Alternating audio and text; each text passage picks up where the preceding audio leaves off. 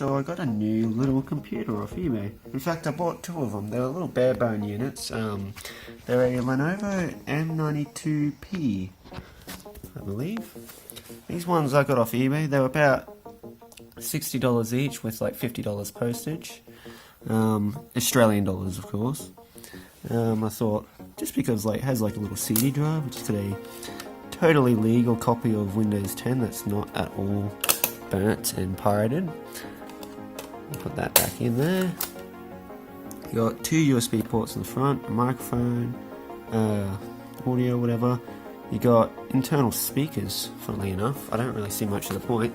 Got a VGA display port, another two USBs there, and also a little spot for USB where you plug in the CD drive attachment bay in there. So it's kind of neat.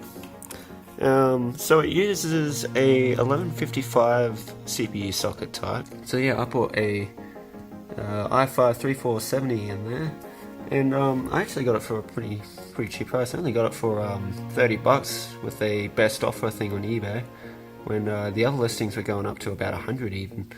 And my current gaming computer at the moment actually uses the 3570K. This is the non-K model, but it's not like this will be it would be overclocked anyway. So yeah, grab one of them. It's a pretty good CPU. Put 8 gigs of RAM in it. Uses DDR3, and yeah, it's just a nice little old system. It supports both legacy BIOS mode and UEFI booting options.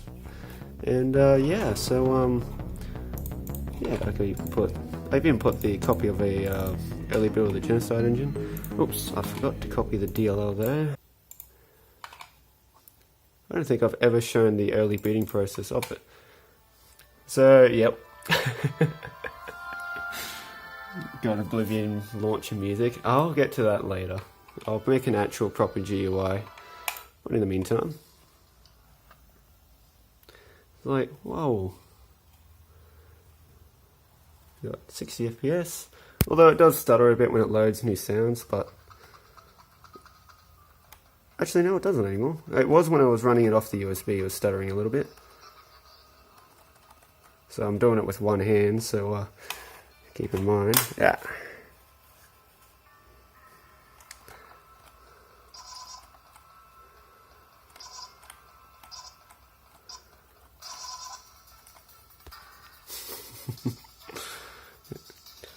So yeah, you can plug the, there we go.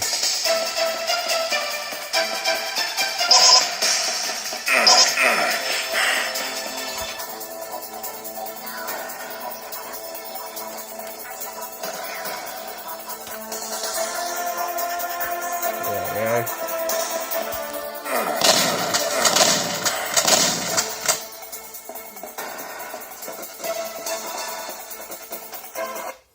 Yeah, runs that pretty well.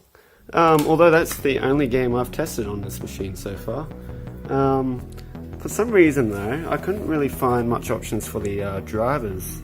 The website only really had like one for audio and something else, nothing for chipset or anything like that. So I didn't even know it had internal sound, and there was a lot of drivers still missing when I installed it. In fact, I haven't got a wireless card working in there at the moment, because it was a bare bone unit that didn't include it, and it doesn't have the antennas either. So I'm probably just going to get a bit lazy and just get a USB one. But I did try putting one in there, but I haven't got the screws to, you know, lay it flat and have it connected. So it's just kind of sitting in there, but not seated properly for it to actually use or recognize or whatever you want to say. But yeah, there's this program that I sometimes use on the occasion where usually when you're getting old laptops and stuff, you often find they take away the drivers a bit earlier now than they used to. So there's this program I found. I forgot what it stood for. Snappy Driver Installer, that's it. It's an open source driver installer pack thing.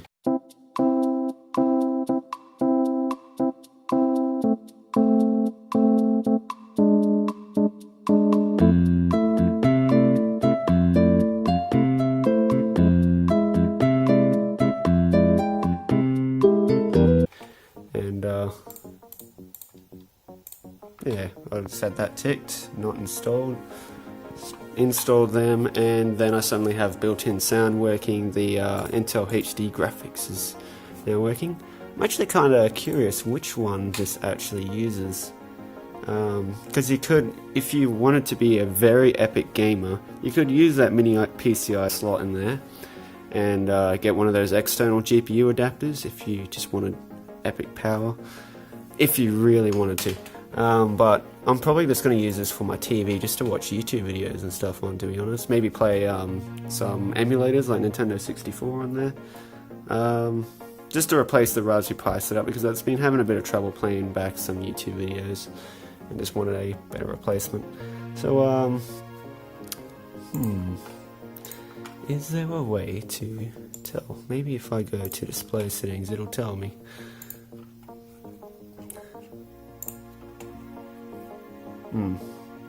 Ah, 2,500. I remember my school laptop from 2012 had 3,000, so it's not great. But you probably put some older titles on there like Quake, Doom, the usual. Maybe some Grand Theft Auto 3, maybe. But yeah, could be a bit of fun. Yeah, so that's that. What I'll do is I'll pop into the BIOS, and you do that by mashing F1 in this computer. It's still on. There we go.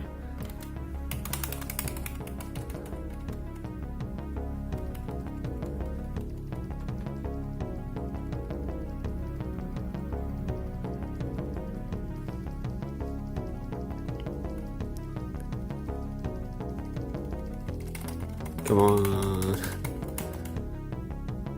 There we go.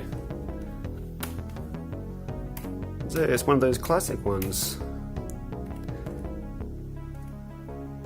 There's the CSM option. So it did have a Windows 7 sticker. In fact, I'll be able to show it. I'm going to show the inside of it and how everything goes together. And yeah, it's neat. I did find some mentions of driver. When I was using that driver pack, I did see some mentions of Windows XP, so you could probably even put that on here. But in my case, I've put a build of Windows 10 LTSB, and then after you install Classic Shell, or what it's called now, Open Shell, since it got forked, and the WinAreo Tweaker to get a lot of the Windows 7 tools. Windows LTSB already has most of the minimum stuff, like for example, the Windows 7 calculator instead of the Metro apps. In fact, I think the only Metro app on there is the settings. And then you can turn off UAC completely, where it ran everything as an administrator, like on Windows 7 with WinAreo Tweaker, which just changes the registry key anyway. So I'll probably do that to it. Just get one of those little air remote things where you can wave around like a Wii remote, but it controls the mouse. Put maybe Kodi, or Popcorn Time, and some emulators, and there you go. You got a little game console for your TV, I guess. So yeah, let's tear this thing down. So a quick and easy way of taking this apart. You have these two little knob screws. You just take them off. This is if you get the CD drive bay with yours. There's an eBay seller selling them with both that I got this one from. Although it looks like this bay itself is worth almost as much as the actual thing on its own, so just keep that in mind. It is good to get the bundle. So what you do now is slide that. Doing it with one hand is a pain in the ass. I need a tripod for this bloody thing. Anyway, there you go. This is what was on it when I grabbed it. There you go. So here's a better look at the ports actually. So yeah, there's DisplayPort, power, two USB 3.0s, VGA, Ethernet, and another USB, which this one I just use for plugging in the CD drive. And yeah, surprisingly, most USB CD drives I actually see online Although at least when I bought one back in like 5 years ago, actually, hang on, it acts like a USB hub as well. I never even noticed that. Isn't that neat? Because the USB CD drives I normally see on eBay on their own, they actually need 2 USBs in order to like do some burning. But it's got like rewritable and stuff written on there, so I'm assuming that it just runs straight off that one USB, and that's really it. Which is interesting. So you could use that as a normal external USB CD drive if you wanted to. That's if you don't really want to use this. But to take it apart next, you got that one little screw there. I'm going to try and do while angling it.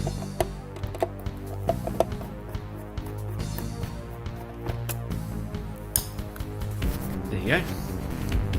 So what you do now is this whole thing slides forward, except for the bottom part of the case. So, there we are. Oh, it's because I stored the USB in it, of course. That's why I didn't want to come separate. So yeah, it slides forward with the top sharp part of the case. There you go. This is the inside of it. So I've put a 1TB drive in there. It looks a little bit messy. This is how it came out when I grabbed it, other than the hard drive being in it. CPU is under here, but the fan is there. The RAM and the network card or mini PCI slot are underneath the hard drive. So what we'll do is we'll pull it out. There we go. Got a screw there.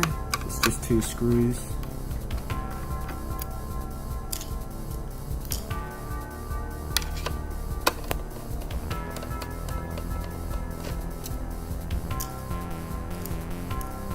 There we go. Where these little metal cylinder things there, it actually slides to the right, goes through the holes, and then it lifts up. Now be very careful, because right there on the bottom is actually the internal speaker, and it's hanging off a tiny little connector there. There we go. And yeah, there's your RAM. And that's where the network card is, and I'm going to remove this since the screws that I've got, it's just not really holding it in much, and they're not the right type. I couldn't find the ones that are normally used on laptops that I've got quite a few spares for. Those screws would not fit the slot whatsoever. So I tried some smaller ones I had around in some bag over here of screws that I've just collected over time. And yeah, that was really the best I could get to fit, but it still wasn't enough. Also, I don't even have the antennas for it, so I wasn't even sure if it was going to get any wireless signal even when it did get recognized in the machine, so I'm just going to pull it out, and I would probably just get a USB one, to be honest. So pull that out, and yeah, I'm not going to pull the CPU socket out or whatever, but yeah, you normally remove these 4 spring screws here. The thing just comes straight off, and yeah, and then you just have like a normal desktop where you've got the pin that you poke out and then lift the CPU out. But yeah, in this case it's very nice, because normally the barebone units or mini computers I normally see, they don't have a removable CPU. Whatever CPU comes in it is what you get. But also those ones are usually about like maybe this big, so maybe that's understandable why. But yeah, this little M92p system, yeah, it's just pretty small. Actually, let's have a look in some of the ports there. So you've got one SATA, and the power goes to that little tiny connector there. You've also got some other connectors here. A COM1, surprisingly, I was not expecting a COM1, so if you were to get, I don't know, one of those little plugs for it, poke a hole maybe somewhere, you could put a serial port somewhere and play, you know, DOSBox multiplayer, the old, with like a real DOS machine.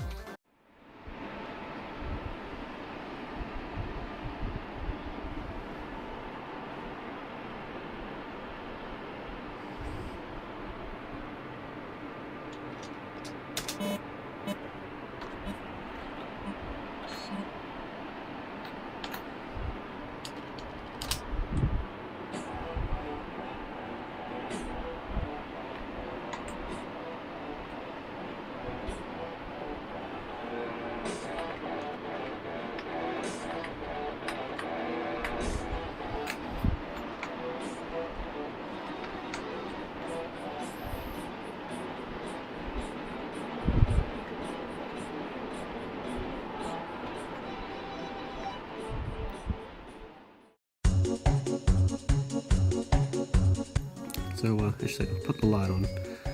There we go. So that there is another connector, although I don't really see any label, so I wasn't sure what that was for, whether it was for another USB port or AC97 audio or something. There's a jumper of some sorts there. That's the little watch battery, which is still good on this one. And yeah, there's your power button lead, which goes up there. That little tiny thing, and yeah, nice little machine. And yeah, I'll put a link in the description to the seller that I bought it from. I'll put the sticker on there, that wasn't included, but yeah, pretty cool. Do some fun stuff with this.